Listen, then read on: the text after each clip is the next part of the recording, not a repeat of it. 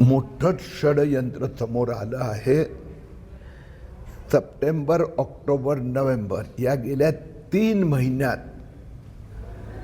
स्थानिक जे थेंदुरसणी ग्रामपंचायतमध्ये काम करणारा कॉम्प्युटर ऑपरेटरचं मोबाईल त्याचा OTPचा कोणीतरी दुरुपयोग केला आहे.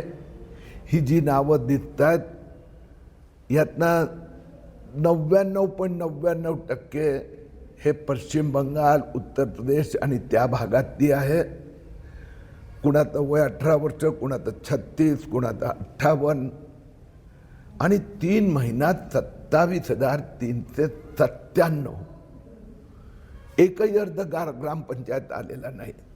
आणि म्हणून मी मुद्दामून काल रात्री मुख्यमंत्री देवेंद्र फडणवीस यांच्याशी बोललो. आज इथे भेट घेतली आहे. इथल्या सायबर ब्रांचला हा तपास सोपवण्यात आला आहे. त्याला मदत करण्यासाठी ज्या आरोग्य अधिकारी आहेत आणि भारत सरकारचं जे CRS पोर्टल आहे त्यांचे अधिकारी या तपासात मदत करणार. एवढ्या प्रचंड संख्येने जन्म नोंदी आढळत्या, त्यामागे कोणाचा हात असू शकतो? या जन्म नोंदीपेक्षाही म्हणजे जुने म्हणजे विलंबित ज्याला म्हणतो ना 10 वर्ष, 20 वर्ष, 30 वर्ष, 40 वर्ष, हे मोठं षडयंत्र आता मी सांगू शकतो. तर 70-80% नावं बांगलादेशी मुस्लिमांचे दिसत आहेत, पण बाकी पण काय आहे उत्तर भारताचे. तरी हा प्रयोग केला आहे कोणी की ॲक्च्युअल एक्सपेरिमेंट केला आहे, परंतु आपल्या सिस्टममध्ये घुसून सिस्टमला करप्ट करून आणि ग्रामपंचायत कार्यालयातल्या माणसाचा मोबाईल OTPचा, ईमेलचा वापर करून हे घडलं आहे. हे लाल दिवा आहे, लाल बत्ती आहेत. हे 27,397 जे जन्म प्रमाणपत्र रद्द करण्याचा निर्णय झाला आहे त्याची प्रक्रिया उद्यापासून सुरू होणार. पण याच्या मागे कोण आहेत तर दुसरं, आणि ह्यात ज्या सिस्टममध्ये याला अधिक मजबूत करण्याच्या दृष्टीने कारवाई. एवढ्या लहानशा गावातनी एवढ्या मोठ्या जन्म नोंदी आढळतात, नेमकं या नोंदीचा लाभ कोणत्या योजनेसाठी घेतला असावा की या बोगस मतदानासाठी वापरण्यात येत असावा? या योजनेचा लाभपेक्षाही जे इथले नागरिक नाही, इथले जन्म प्रमाणपत्र नाही, जे बांगलादेशीच्या विरोधात जी मी मोहीम सुरू केली, आपल्याला माहीत आहे 2,24,000 जन्म प्रमाणपत्र रद्द झाले. इथे पण पुसदमध्ये 500 रद्द झाले, 300वर कारवाई झाली.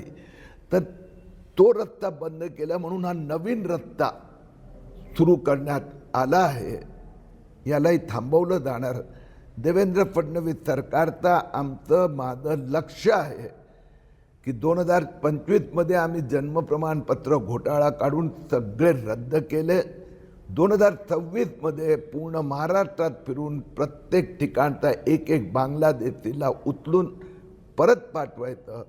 महाराष्ट्रावरील बांगलादेशी अतिक्रमण थांबवायचं. या प्रकरणी जबाबदार अधिकाऱ्यांवर कारवाई होणार का? चौकशी सुरू झाल्या. प्रथम दृष्टीने या तिथला जो कॉम्प्युटर ऑपरेटर होता ज्याने आपला मोबाईल आणि दिला होता त्याच्यावर तर कारवाई लगेच अपेक्षित आहेत.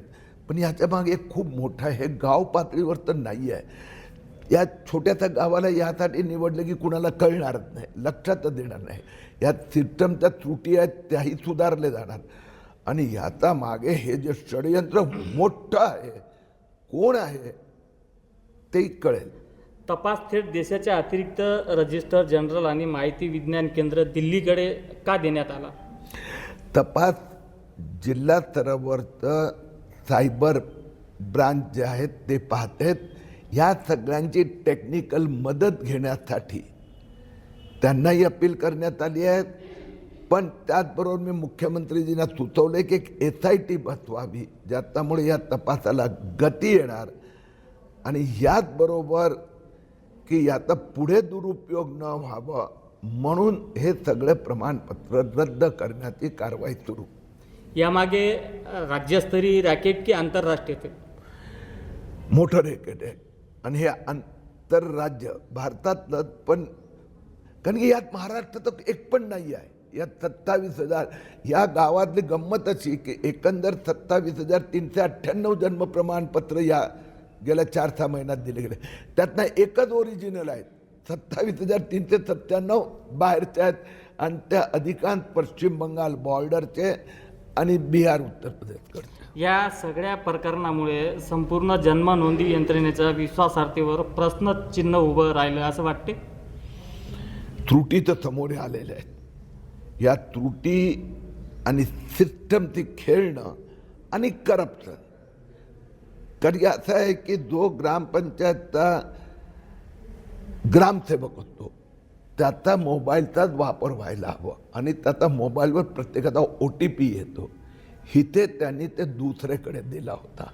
म्हणून याला आपण म्हणतो त्रुटी नाही म्हणत, याला भ्रष्टाचार म्हणतो, गलथानपणा म्हणतो.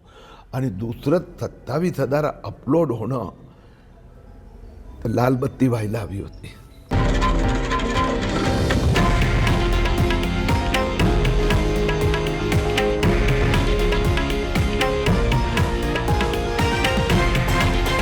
हे आहे देशातील नंबर 1 न्यूज नेटवर्क आणि आपण पाहत आहात TV9 मराठी, एकमेव.